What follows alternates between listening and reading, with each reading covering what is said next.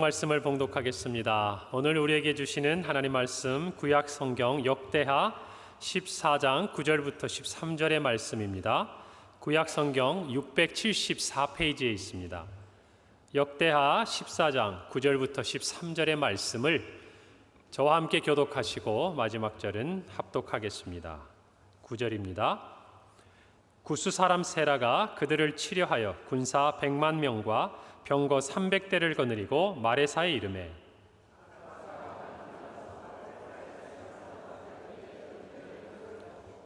아사가 그의 하나님 여호와께 부르짖어 이르되 여호와여 힘이 강한 자와 약한 자 사이에는 주밖에 도와줄 리가 없사오니 우리 하나님 여호와여 우리를 도우소서. 우리가 주를 의지하오며 주의 이름을 의탁하옵고 이 많은 무리를 치러 왔나이다. 여호와여 주는 우리 하나님이시오니 원하건대 사람이 주를 이기지 못하게 하옵소서 하였더니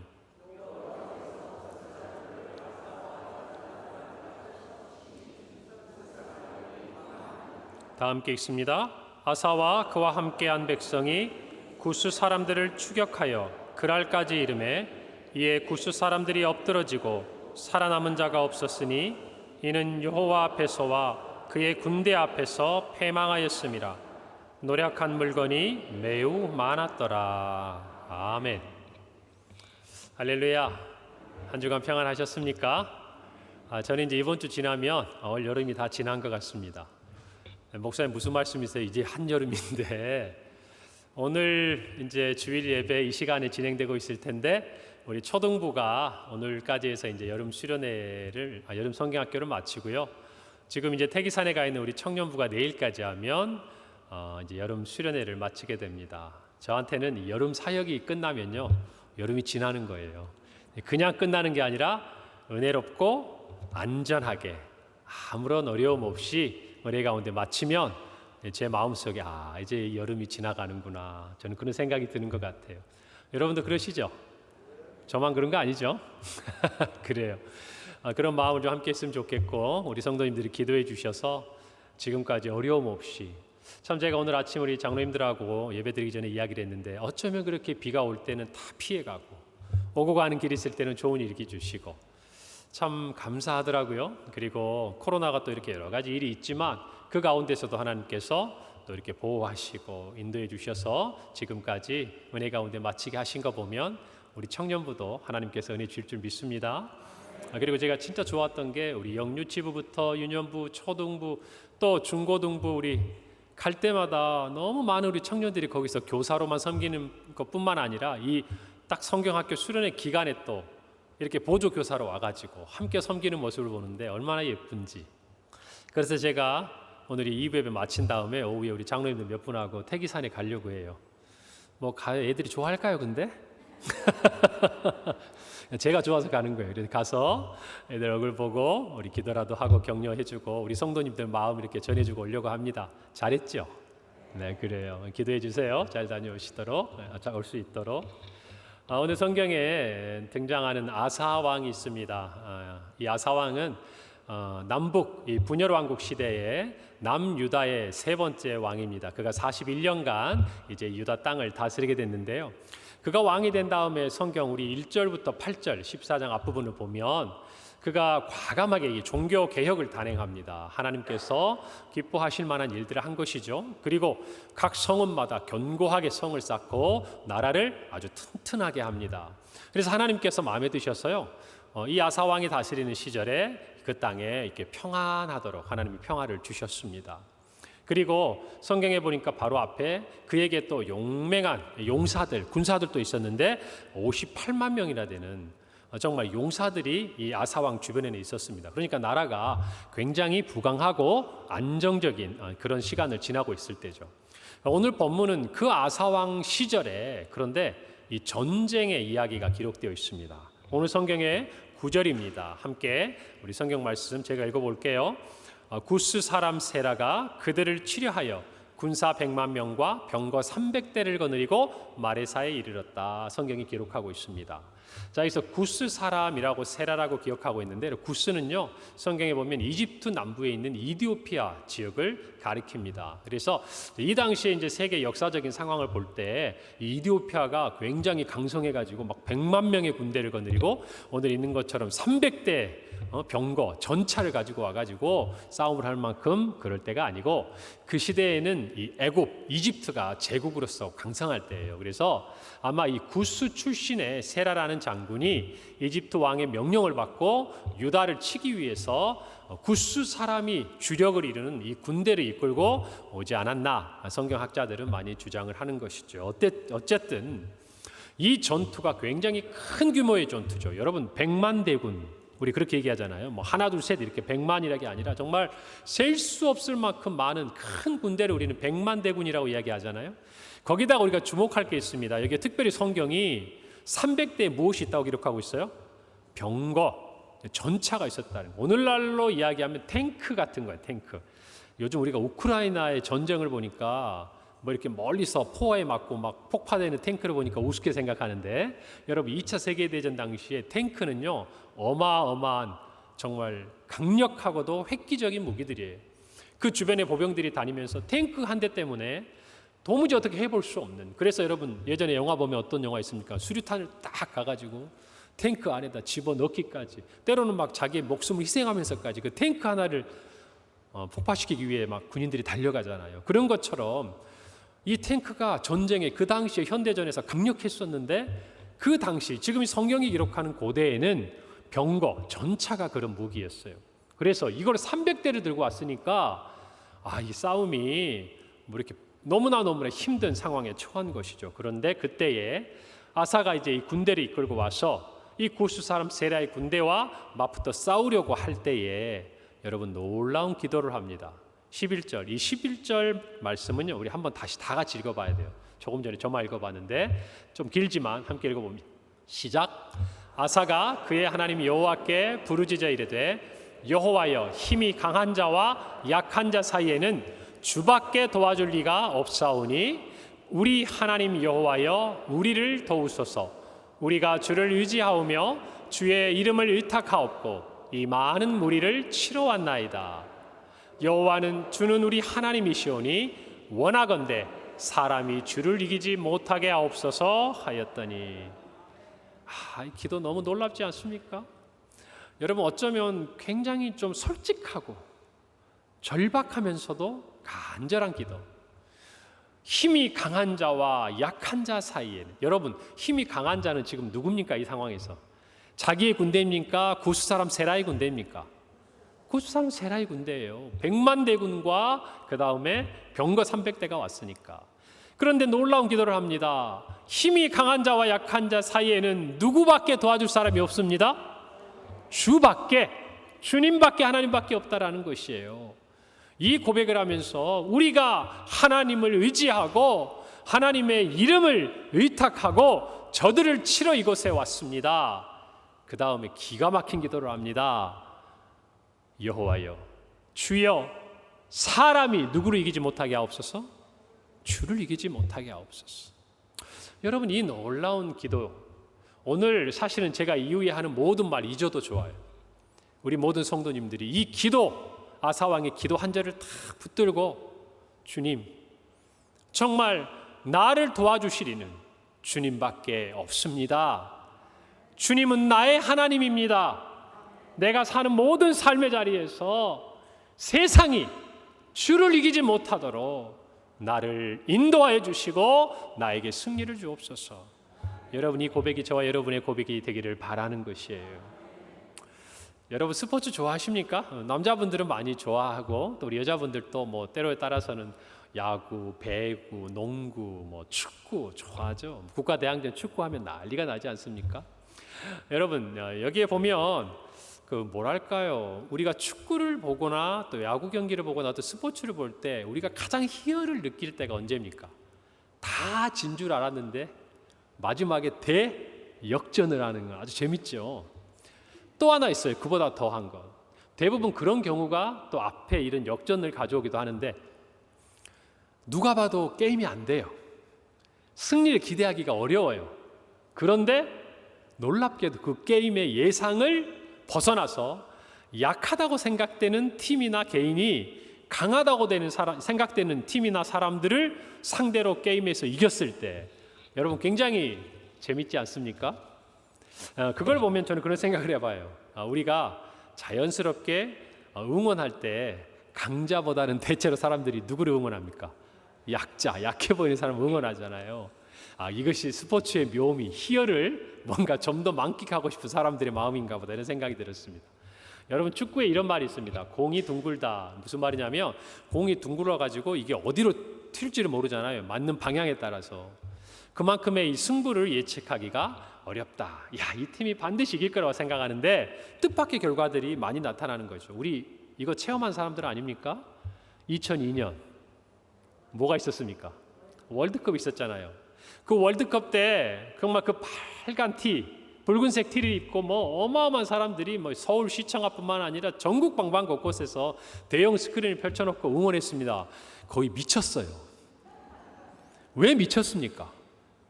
아니 생각지도 못한 일이 이루어졌거든요.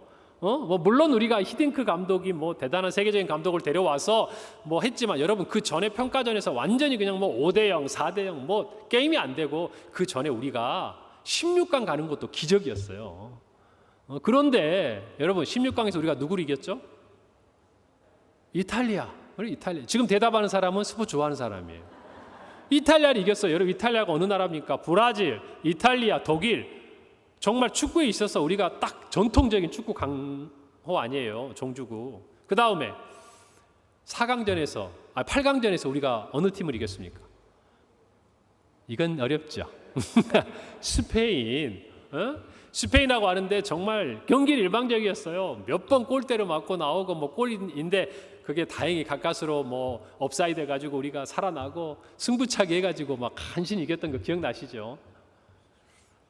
우리가 왜 그렇게 흥분했습니까? 우리는 알았거든요. 16강만 가도 대단한 건데 16강 대진을 딱 봤는데 어느 나라예요? 이탈리아. 이게 안 되는 거예요. 그랬는데 우리 어느 누구도 예상하지 못했던 일이 벌어지니까 우리만 놀란 게 아니라 전 세계가 놀랐던 것이에요. 왜 놀랍니까? 기대할 수 없는 일이 일어났거든요. 세상이 그래요. 세상은요, 그만큼 힘의 논리가 지배하는 자리예요. 그만큼 강한 자들이 승리를 가져가는 전장이에요. 그렇기 때문에 그 예상이 빗나가는 것을 볼 때, 그렇기 때문에 그 상황이 정반대로 뒤집히는 걸 볼 때 우리 모두는 묘한 감정을 가져요. 여러분, 그래서 우리가 마지막 4강전을 할 때 별 하나와 함께 많은 사람들이 글자를 만들었어요. 뭐라고 썼습니까? 꿈은 이루어진다. 여러분, 그러니까 약한 사람들이 강한 사람을 이기는 것, 약팀이 강팀을 이기는 것은요, 꿈이에요. 현실이 아니라. 뭐라고요? 꿈이라고. 그게 우리가 발딛고 살고 있는 이 세상의 법칙이에요.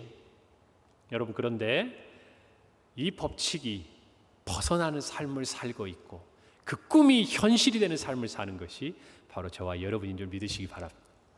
아멘. 이럴 때는 대답이 크게 나와야 돼요. 이 꿈이 현실이 되는, 이 약자가 강자를 이기는 이 일이 일상이 되는 삶을 사는 것이 저와 여러분의 삶인 줄 믿으시기 바랍니다. 아멘. 믿음대로 될 줄 믿습니다. 그래요. 제가 예전에 서점에 가다가 한 책이 시선을 이렇게 사로잡았는데 다 굵은 글씨로 이렇게 써져 있는 거예요. 다윗과 골리앗. 자, 그랬는데 이 아래에 부제가 있습니다. 고맙게도 또 자료를 준비해 줬는데 강자를 이기는 약자의 기술이라고 되어 있어요. 여러분, 그러니까 강자를 이기는 약자의 기술이 있다는 거예요. 흥미롭더라고요. 어떤 비책이 있다는 거죠. 그리고 또 하나는 다윗과 골리앗이라는 것을 딱 듣는 순간 생각이 되는 거죠. 자, 여기에서 강자는 누굽니까? 다윗입니까? 골리앗입니까? 그렇죠. 세상이 이야기하는 바는 골리앗이에요. 그리고 다윗은 약자입니다. 그런데 누가 이겼습니까? 다윗이 이겼죠. 그래서 이 책에서는 사회적으로 보면 약자의 위치에 있었던 조직이나 회사라든지 어떤 사람들이 어떻게 기존의 강자의 자리를 점하고 있던 조직이나 회사나 문화들을 넘어서서 자기들이 강자의 위치에 도달하게 됐는지 그 비책을 알려주는 책이에요. 성경에 대해서 깊이 이야기하는 것보다 그 어떤 모티브, 그 어떤 아이디어를 어디서 가져왔냐면 이 성경 사무엘상 17장에 있는 다윗과 골리앗의 싸움에서 이 아이디어를 가져와서 이 책을 이제 써가고 있는 거죠. 그래서 이 책 서두에 보면 다윗과 골리앗의 싸움에 대한 해석이 나옵니다. 그런데 이것은 신앙적인 해석이 아니라 다분히 전략적인 해석인데 한번 들어보세요. 이런 이야기를 합니다. 이 책에서는요, 옛날에 전사들은 세 종류의 전사가 있답니다. 하나는 기병이에요. 전차를 타고 말을 타고 달려가는. 또 다른 부류는 보병입니다. 이렇게 무장을 갑옷을 입고 칼이나 창을 손에 들고 땅에서 이렇게 달려가며 싸우는 사람들이요. 또 한편을 발사병이라 그래요. 우리로 말하면 포병 같은 거예요. 어떤 사람일까요? 활을 쏘는 궁수들이나 아니면 이 성경에 있는 내용처럼 다윗처럼 돌을 던지는 투석병을 포함하는 것을 발사병이라 그래요. 자, 여러분 성경에 보면 이와 같은 기록이 있습니다. 새로운 것이 아니에요. 사사기 20장 16절에 보면요, 사사 시대에 이렇게 싸움이 일어납니다. 사사기 시대에 이스라엘 대상으로 이 베냐민이 싸움을 벌여요. 자세한 얘기는 뒤로 하고, 그런데 그때 기록해 보면 16절에 20장에 이렇게 기록되어 있습니다. 이 모든 백성 중에서 택한 700명은 다 왼손잡이라. 베냐민 지파 이런 사람이 있다는 거예요. 그런데 무엇으로 돌을 던지면? 물매로 돌을 던지면 조금도 틀림이 없는 자.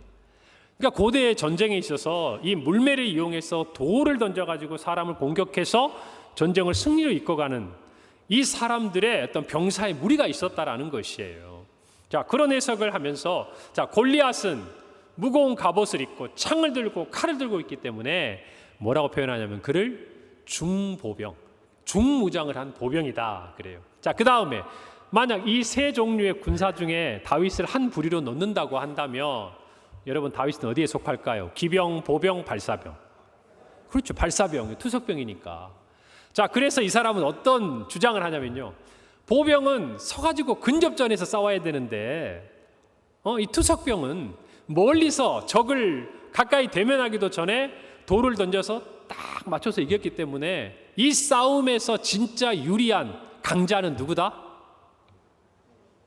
다윗이다. 이게 이야기하는 요지예요. 그게 이 약해 보이는 다윗이 강자인 골리앗을 이길 수 있었던 능력이라는 것이죠. 여러분, 군사 용어 중에 비대칭 전력이라는 말이 있습니다. 이게 무슨 말이냐면요, 적의 강점은 피하고 약점을 최대한 공격해서 효과를 극대화시키기 위한 전력이나 또는 상대방이 보유하고 있지 않거나 상대방보다 월등하게 많이 보유한 승리를 위한 능력, 이것을 비대칭 전략이. 예를 들자면 북한이 핵무기를 가지려고 하는 이유가 바로 이거예요. 뭐냐면 우리나라하고 전략적인 무기를 가지고 육군 또 해군, 공군 안 되거든요. 근데 뭐 하나 때문에 자기들이 지금 계속 세계를 향해서 큰 소리치고 막 도박을 하는 거예요. 핵무기. 왜? 이거는 우리한테 없잖아요. 이것이 그들에게 있어서는 비대칭 전력인 거예요. 마찬가지로 다윗도 골리앗이 정말 많은 무기를 가지고 힘이 있지만 그 무기를 제대로 써보지도 못하게 하는 이 물매가 있었다는 것, 그것을 이야기하고 있는 것이에요. 참 여기에 보면요, 우리가 동의하기 힘들며 솔깃하지만 근데 또 재밌는 주장들도 또 이야기를 합니다. 그래서 역사학자인 로버트 드렌웬드라는 사람은요, 이런 얘기를 해요. 뭐라고 얘기하냐면 다윗과 맞선 골리앗이 가진 승산은 칼로 무장한 청동기 시대의 전사가 45구경 자동 권총을 가진 적과 맞섰을 때와 마찬가지일 만큼 승산이 없다라는 것이에요. 고개가 끄덕끄덕 되는 게 아니라 갸우뚱 이렇게 되는 거예요. 갸우뚱. 자동 소총을 가지고 있는 것과 물매를 든 것과. 그리고 또 이 책에서는 또 다른 주장도 합니다. 뭐라고 얘기하냐면 어떤 많은 의학자들이 이야기하기를 골리앗이 비정상적으로 크잖아요. 그것은 뭐냐면 아마 그는 뇌하수체에 악성 종양이 있어서 말단 비대증이라는 병을 앓고 있을 것이다. 뭐냐? 이 병을 앓는 사람은요, 이 체격이 과다한 성장 호르몬 때문에 엄청나게 커지는 어떤 그런 증상을 나타내거든요. 자, 어디까지나 그들의 추측이죠. 여러분, 그런데 이 이야기가 주장하는 것은 뭘까요? 강해 보이는 골리앗이 실은 강자는 아니란 얘기예요. 우리가 넘어서 볼 수 있는 대상이라는 것이죠.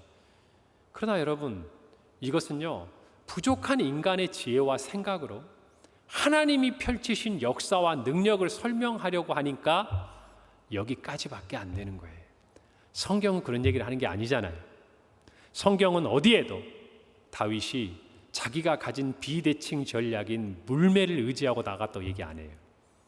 자기가 골리앗을 잘 분석해보고 그 골리앗의 가장 적절한 승리를 가져올 수 있는 전략을 가지고 나갔다고 얘기하지 않아요.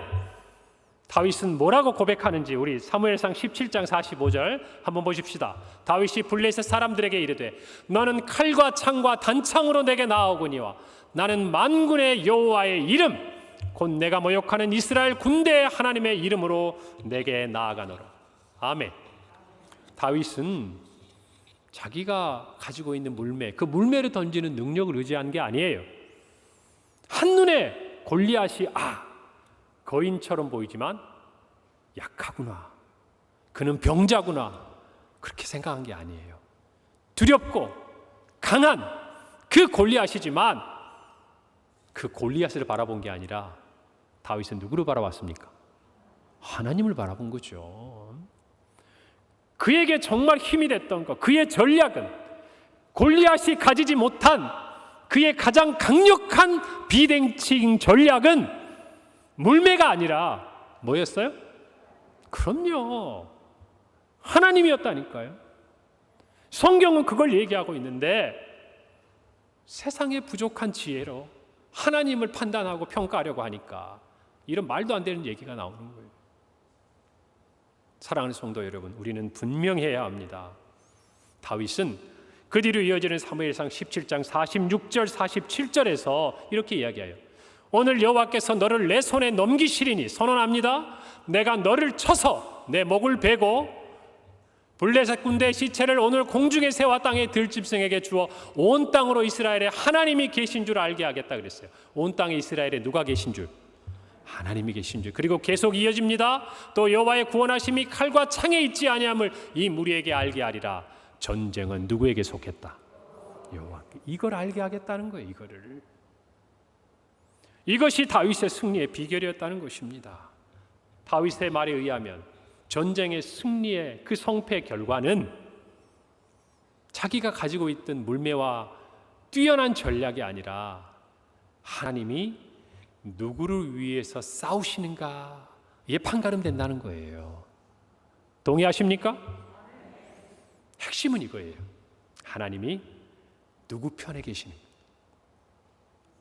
하나님이 누구 편에 계시는가? 이게 핵심이라는 것이. 다윗은 하나님이 내 편이라고 선언하고 싸움에서 승리한 거예요. 오늘 저와 여러분이 이것을 분명히 깨달아야 합니다. 여러분, 우리가 잘 아는 이야기가 있죠. 미국의 남북전쟁을 승리로 이끌었던 제16대 대통령 링컨은 백악관 안에 기도실을 만든 대통령으로 유명하죠. 우리가 어디선가 한번 좀 들어봤을 이야기예요. 그는 초기에 전황이 힘들었을 때도 하나님 앞에 2-3시간씩 꾸준하게 기도했습니다. 기도하는 그를 보고 그의 참모가 이야기했죠. 하나님께서 우리 편이면 얼마나 좋을까요? 여러분, 그럴 때 링컨이 뭐라고 그런 줄 아시죠? 뭐라고 그랬습니까? 그게 무슨 말인가? 하나님 우리와 항상 함께 계시다네. 문제는 우리가 하나님 편에 서 있는가? 그것이 문제일세. 여러분, 이 링컨의 믿음, 이 링컨의 고백이 초반 정말 불리했던 그 전황을 딛고 북군에게 승리를 주고 노예 해방을, 그리고 정말 지금의 미국의 자유민주주의의 그 체제를 만들어낸 것을 저와 여러분은 잘 알고 있습니다. 오늘 저와 여러분이 이 질문 앞에 서야 합니다. 사랑하는 성도 여러분, 여러분 하나님께서 우리 편인 것을 확신합니까? 소리가 마음에 안 들어요. 하나님께서 우리 편인 거 확신합니까? 그래요. 하나 더 여쭤보겠습니다. 여러분이 하나님의 편인 것 맞습니까? 그래요. 이것만 확인하면 저와 여러분은 두려울 것이 없어요. 두려울 것이 없어요. 아무리 골리앗 같은 강자 앞에서도 우리는 반드시 승리하게 되어 있는 것입니다.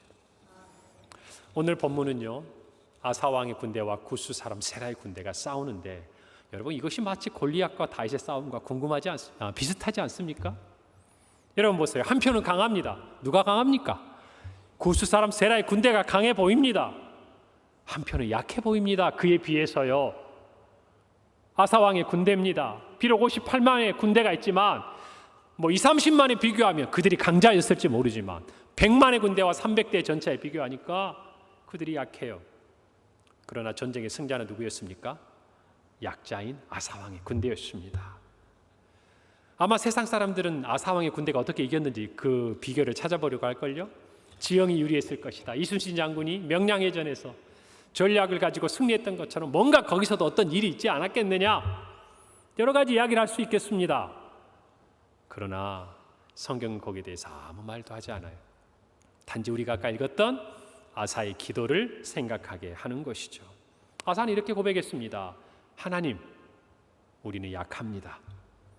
우리를 도와주실 수 있는 분은 주님밖에 없습니다. 우리는 주님 편에 서 있겠습니다. 주님, 우리를 도와 승리를 허락하여 주시옵소서. 이 기도의 고백이 승리를 만들어낸 것이죠. 사랑하는 성도 여러분, 저와 여러분을 세상을 살아가면서요, 이 구스 사람 세라의 군대 앞에 선 아사처럼, 또 골리앗 앞에 선 다윗처럼 우리는 이 세상에서 약자일 경우가 굉장히 많아요. 그럴 가능성이 굉장히 많습니다. 왜 그렇죠? 이 세상의 법칙은 우리가 알고 있는 믿음의 법칙과는 다른 방향으로 가기 때문에 그렇습니다. 세상 사람은 그저 다 사용하는 방법도 저와 여러분은 신앙 안에서 거리끼는 것이 많습니다. 이것이 하나님이 기뻐하시는 일인지 하나하나 찾아가다 보면 한 대 맞았으면 한 대 때려줘야 되는데 그렇게 해놓고도 우리 마음이 괴로워요. 제가 안 한다고 얘기 안 했습니다. 다음에 때리려면 힘들어져요. 참아야 돼요. 세상의 방법으로 해결하면 쉬운 일인데 우리는 그게 하나님이 기뻐하시지 않기 때문에 너무나 힘들어져요. 그럴 때 사랑하는 성도 여러분, 약한 자의 자리에 서 있는 것 같은 저와 여러분이 강한 자로 보이는 이 세상의 권세에 대적하기 위해서 우리가 가져야 될 가장 강력한 비대칭 전략을 하나님이 주셨어요. 그걸 알아야 합니다. 그건 하나님 자신이에요. 하나님 우리 편이 되어 주시는 거예요. 여러분, 이 승리의 비결을 오늘 꼭 가지고 돌아가는 저와 여러분이 되기를 바랍니다. 그것을 위한 성경의 교훈을 한번 찾아봅시다. 우리가 어떻게 그 은혜를 입을 수 있겠는가? 아사왕의 기도에서 우리는 찾아볼 수 있어요. 첫 번째예요. 저를 한번 따라서 해봅시다. 우리가 약한 자임을 인정합시다. 여러분, 우리가 강하다고 생각하면요, 누군가의 도움이 그렇게 절실하지 않습니다. 내가 건강하면 내 힘으로 걷고 가면 돼요. 내가 물질이 많으면 그냥 내가 가진 돈으로 해결하면 되는 것입니다. 내가 힘이 있고 권세가 있으면 내 힘과 권세를 가지고 그 일을 추진해서 이루면 되는 것이에요. 좋은 것 같지만 세상에서는 그것을 바라지만 여러분, 저와 여러분에게는 이것이 가지고 있는 치명적인 약점이 있습니다. 내가 할 수 있다는 거예요. 내 힘으로 가능하다는 것이에요. 세상 사람들은 그것이 있으면 안심하고 그것이 있으면 더 든든하고 그것이 있으면 내가 이길 것 같은데 신앙의 원리에서는 그렇지 않아요. 내가 할 수 있을 것 같으면 우리는 위험합니다. 내 능력으로 될 것 같은 그 일이 실패의 가능성이 높아져 가는 거예요. 오늘 우리는 이것을 깨달아야 합니다. 아마 우리의 원수는 우리의 그 마음의 빈틈을 절대 놓치지 않을 거예요. 이것을 성경은 교만이라고 이야기합니다. 야고보서 4장 6절에 우리가 잘 아는 말씀이죠. 그러나 더욱 큰 은혜를 주시나니 그러므로 일러스되 하나님이 교만한 자를 물리치시고 겸손한 자에게 은혜를 주신다고 그랬어요. 하나님이 우리의 편이 되고 우리가 하나님의 편이 되려면 가까이 있어야 되는데 이 교만은 하나님을 우리로부터 떨어뜨리는 거예요. 우리가 하나님 앞에 가까이 다가가지 못하게 하는 거예요. 하나님이 우리를 물리치시는 그 결과를 가져오는 것이 저와 여러분의 교만이라는 것이에요. 우리는 하나님 앞에서 언제나 약한 자들이어야 해요. 하나님 앞에서요. 여러분, 우리는 하나님 앞에서 작은 아이와 같습니다. 여러분, 우리는 예전에 말씀을 들었습니다. 솔로몬이 기브온에서 1000번제를 드릴 때 꿈에 하나님께서 나타나셨어요. 내가 너에게 무엇을 줄까? 너는 말해라. 그럴 때 솔로몬이 이렇게 이야기합니다. 열왕기상 3장 7절이에요. 나의 하나님 여호와여, 주께서 종으로 종의 아버지 다윗을 대신하여 왕이 되게 하셨사오나 종은 무엇이라? 작은 아이라. 그런 왕이었어요. 1000번제를 드리고 많은 대신들을 데리고 그곳에 찾아와서 왕으로서의 면모를 드러낼 만큼 하나님이 그를 왕으로 세우시고 은혜를 주셨어요. 그러나 그는 하나님 앞에서만큼은 왕이 아닌 누구였어요? 작은 아이였어요.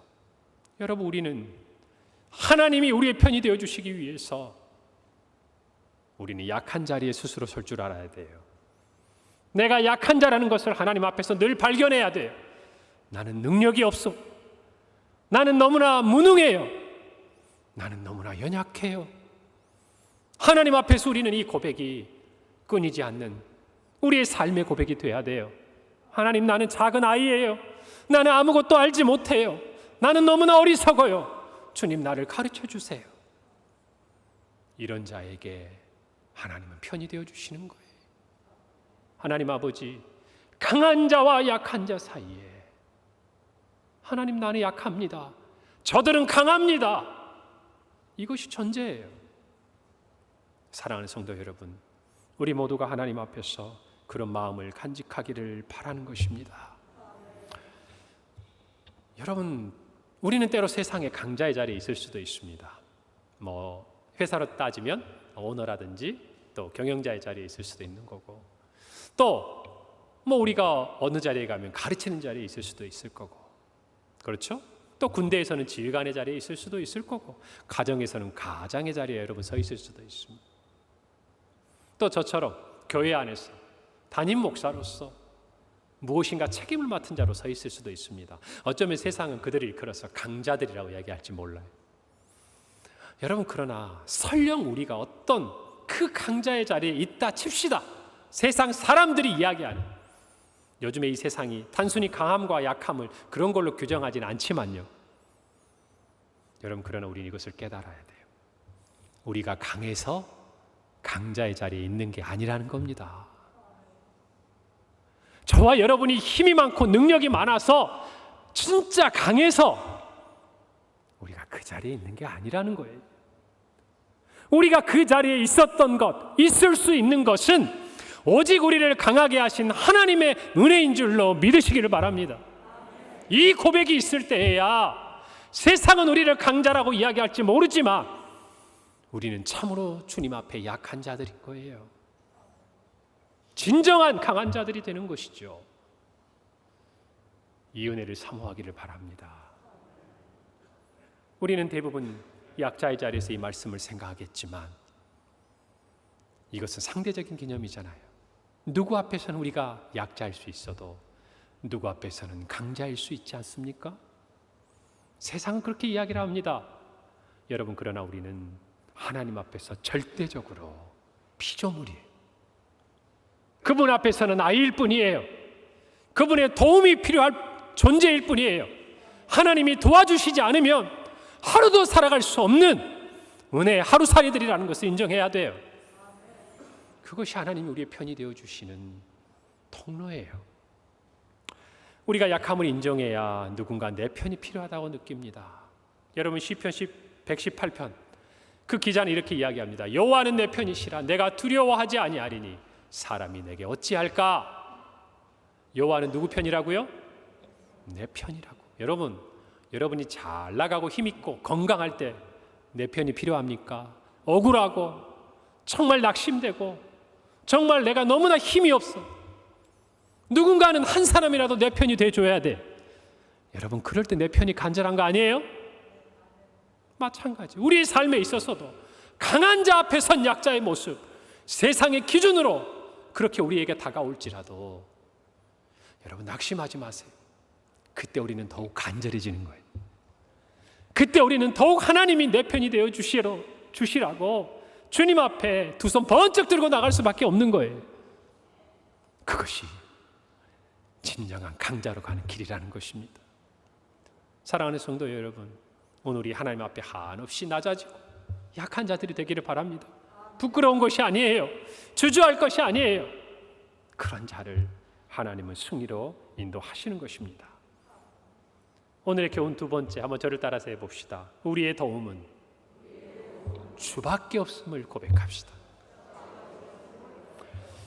여러분, 하나님을 내 편으로 해놓고 또 다른 내 편을 만드는 사람들이 있어요. 여러분, 오늘 성경에 보면요, 아사왕은 대안을 만들지 않아요. 그는 단호하게 이야기합니다. 강한 자와 약한 자 사이에 도와주실 수 있는 분은 누구밖에 없다고요? 주밖에 없다는 거예요. 이게 포인트예요. 이게 관건이에요.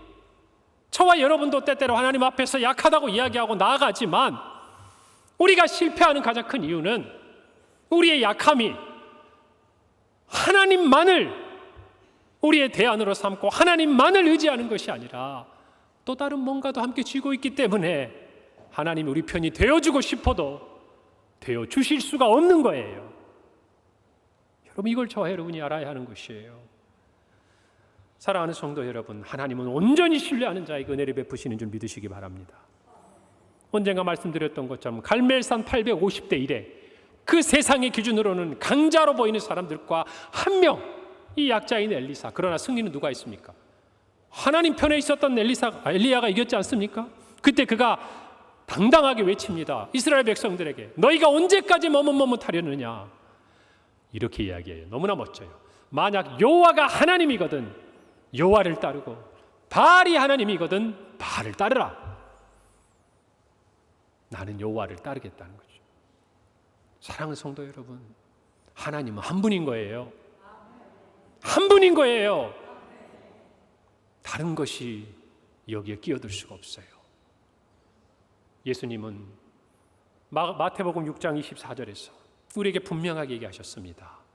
너희가 하나님과 무엇을? 재물을 겸하여 섬길 수 없다라는 것이, 그것이 너희의 대안이 될 수 없다라는 것이, 그것이 너희를 승리로 데려다 줄 수 없다라는 것입니다. 우리가 섬겨야 될 분은, 우리가 의지해야 될 분은 한 분이에요. 누굽니까? 하나님, 주님 밖에 없는 것이에요. 여러분, 그래서 이 시편 118편 후반부에 이어지는 8절과 9절에서 시편 기자는 이렇게 이야기합니다. 여호와께 피하는 것이 사람을 신뢰하는 것보다 나으며 여호와께 피하는 것이 고관들을 신뢰하는 것보다 낫도다. 여러분, 나은 정도가 아니에요. 비교할 수가 없는 것이에요. 인간적으로 우리에게 이해를 돕기 위해 이야기한 것이지 그의 선택은 분명한 것입니다. 내 편은 누구예요? 내 편은 누구예요? 하나님. 그럼 끝나는 거예요. 저와 여러분도 주님밖에 없다는 이 고백을 드려야 하는 것입니다. 하나님이 우리 편이 되어주실 때 우리에게 요구하시는 것은 단 하나입니다. 내가 너의 하나님이 맞느냐 하는 거예요. 여러분의 하나님, 오늘 이 말씀을 하시는 하나님이 사랑하는 성도들의 한 분이신 하나님 맞습니까? 그렇다면 주밖에 없음을 고백하고 인정하고 여러분의 삶에 나타내기를 바라는 것입니다. 주밖에 없습니다. 여러분, 하나님께서는 이 질문에 우리가 아멘이라고 분명히 대답하고 주님밖에 없다는 결단을 하고 치러 나갈 때요, 우리 편에 와서 서십니다. 우리 편에 와서 서신다니까요. 여러분, 이것이 우리에게 믿어지고 느껴지는 순간 우리는 세상을 얻은 강자가 되는 것이에요. 여러분, 이 순간에 모든 세상이 우리에게 정해준 질서는 다 뒤바뀌어 버리는 것이에요. 뒤바뀌어 버리는 것이에요. 이제 아사는 이렇게 기도하고 싸움을 새롭게 정의합니다. 나와 구스 사람 세라의 대적들의 싸움이 아니라 사람과 하나님의 싸움이 되는 거예요. 여러분, 그러면요, 강자와 약자의 개념이 완전히 뒤바뀌어 버리는 거예요. 이전에 강자였던 그들은 이제는 승리를 단 1% 아니 0.001%도 기대할 수 없는 약자의 자리로 곤두박질 치는 거예요. 누가 내 편이 되는 순간? 하나님이. 자, 하나님이 우리 편이 되는 순간 정말 우리가 승리를 기대할 수 없었던 그 자리가 우리가 패배할 수 없는 승리의 자리로 바뀌는 줄 믿으시기 바랍니다. 누가 내 편에 와 서시면, 하나님이 내 편에 와 서시면, 여러분, 이 기가 막힌 승리를 경험한 사람들은 하나님을 떠날 수가 없는 거예요. 우리의 인생 가운데 이와 같은 경험이 필요합니다. 이와 같은 체험이 우리에게 얼마나 힘이 되는지 몰라요. 여러분, 그게 예수 믿는 재미 아닙니까? 주님 믿는 즐거움 아니에요? 왜 아사는 주고 우리는 안 줍니까? 뭐가 문제입니까? 사랑하는 성도 여러분, 사모하기 바랍니다. 저는 진짜 우리 교회가 그랬으면 좋겠어요. 우리 성도들이 그랬으면 좋겠어요. 이 기가 막힌 승리의, 역전의 이 승리의 기쁨을 세상의 축구 경기에서 찾는 게 아니라 우리의 신앙에서 찾자고 말이에요. 사랑하는 성도 여러분, 제 마음 많이 전달됐으면 좋겠어요. 정말 우리 성도들이 정말 이 용기 백배하고 하나님이 내 편이시다는 기백을 가지고 세상을 향해 나아가는 우리 성도들이 되고 우리 자녀들이 되면 좋겠다 그 말이에요. 오늘 하나님의 약속이 우리 앞에 분명히 있지 않습니까? 사랑하는 성도 여러분, 정말 우리의 이 고백을 다윗은 시편 3편에서 이렇게 고백해요. 5절 말씀이에요. 내가 누워 자고 깨었으니 여호와께서 나를 붙드심이로다. 천만인이 나를 애워싸 진친다 하여도 나는 두려워하지 아니하리로다. 할렐루야. 하나님이 우리 편이 되면 이런 담대함이 생기는 거예요. 그것만입니까? 아니에요. 바울은 이렇게 고백합니다. 고린도전서 15장 57절이에요. 우리 주 예수 그리스도로 말미암아 우리에게 승리를 주시는 하나님께 감사하노라. 감사하는 단계까지 이르른다는 거예요. 누구로 말미암아? 우리 주 예수 그리스도로 말미암아 승리를 주신다는 거예요. 그래서 우리의 승리는 주밖에 없어요. 우리에게 승리를 주시는 분은 주님밖에 없습니다. 이 고백이 저와 여러분에게 있을 때 세상이 우리를 두려워할 거예요. 세상이 우리를 두려워할 거예요. 그들은 강자와 약자의 개념을 다시 새롭게 정리해야 돼요. 하나님이 함께 하신 그들을, 하나님이 함께하는 우리를 세상이 두려워할 겁니다. 여러분, 그렇게 만들어야 되지 않겠습니까? 우리의 가정에서, 우리의 일터에서, 우리의 삶의 모든 자리에서 하나님이 승리를 주시는 진정한 강자이심, 진정한 하나님이심을 선포해야 되지 않겠냐고 말이에요. 우리의 연약한 삶을 통해서요.